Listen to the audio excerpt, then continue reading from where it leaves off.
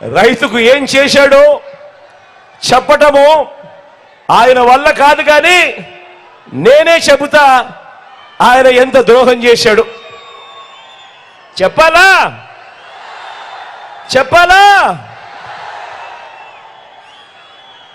ఇదే చంద్రబాబు వ్యవసాయం దండగా అన్న, ఇదే చంద్రబాబు వ్యవసాయం దండగా అన్న ఏకైక ముఖ్యమంత్రి ప్రపంచ చరిత్రలో ఎవడైనా ఉన్నాడు అని అంటే అది ఈ చంద్రబాబే.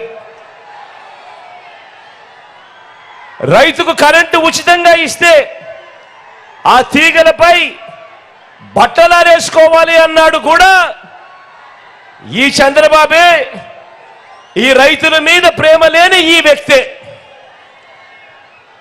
ఏకంగా రైతులను విచారించేందుకు ప్రత్యేక పోలీస్ స్టేషన్లు నెలకొల్పిన వ్యక్తి, ఏకంగా రైతులను విచారణ చేసేందుకు ప్రత్యేక కోర్టులు నెలకొల్పిన వ్యక్తి.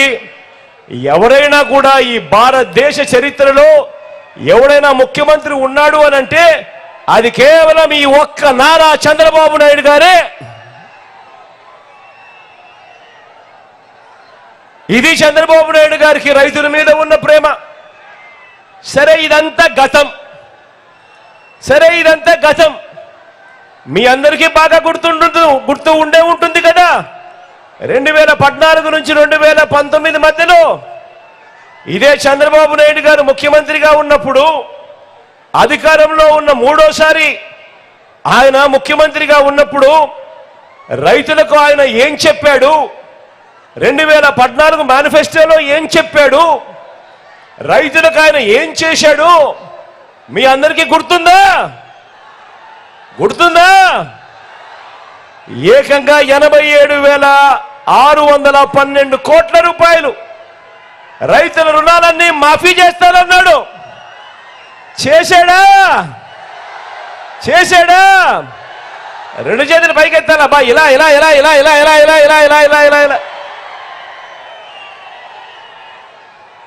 రైతులకు పగటిపూటే 12 గంటల పాటు ఉచిత విద్యుత్ ఇస్తానన్నాడు. ఇచ్చాడా? రెండు చేతులు పైకెత్తి ఇలా. బ్యాంకుల్లో పెట్టిన బంగారం విడిపిస్తానన్నాడు. విడిపించాడా? రెండు చేతులు పైకెత్తాలా ఇలా.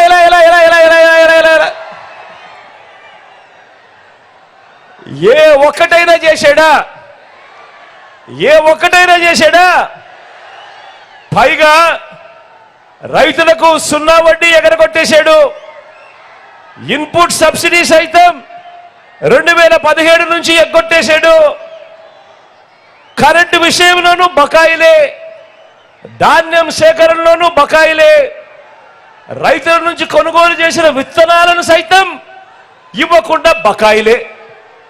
ఇది చంద్రబాబు నాయుడు గారు 2014 నుంచి 19 మధ్యలో చేసిన ఆయన చరిత్ర. ఇక ఒక్కసారి మరి మీ జగన్ ఏం చేశాడో ఒకసారి ఆలోచన చేద్దామా? మరొకసారి మీ బిడ్డ ఏం చేశాడో ఒకసారి ఆలోచన చేద్దామా?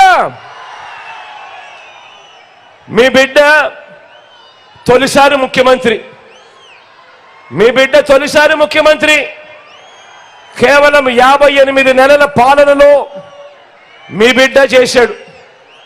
గతంలో ఎప్పుడూ జరగనట్టుగా, గతంలో ఎప్పుడూ కూడా ఎవరు ఆలోచన కూడా చేయనట్టుగా రైతన్నకు మొట్టమొదటిసారిగా ఈ రాష్ట్రంలో రైతన్నకు పెట్టుబడికి సహాయంగా రైతు భరోసా ఇస్తా ఉన్న ఏకైక ప్రభుత్వం ఈ రాష్ట్ర చరిత్రలో ఏదైనా ఉంది అనంటే అది మీ బిడ్డ ప్రభుత్వం అని చెప్పడానికి గర్వపడతా ఉన్నాం.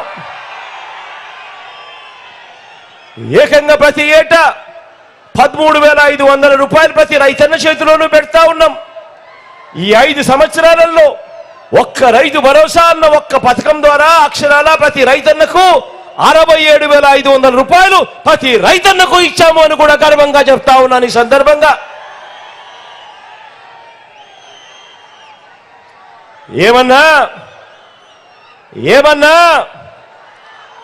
ఏమక్క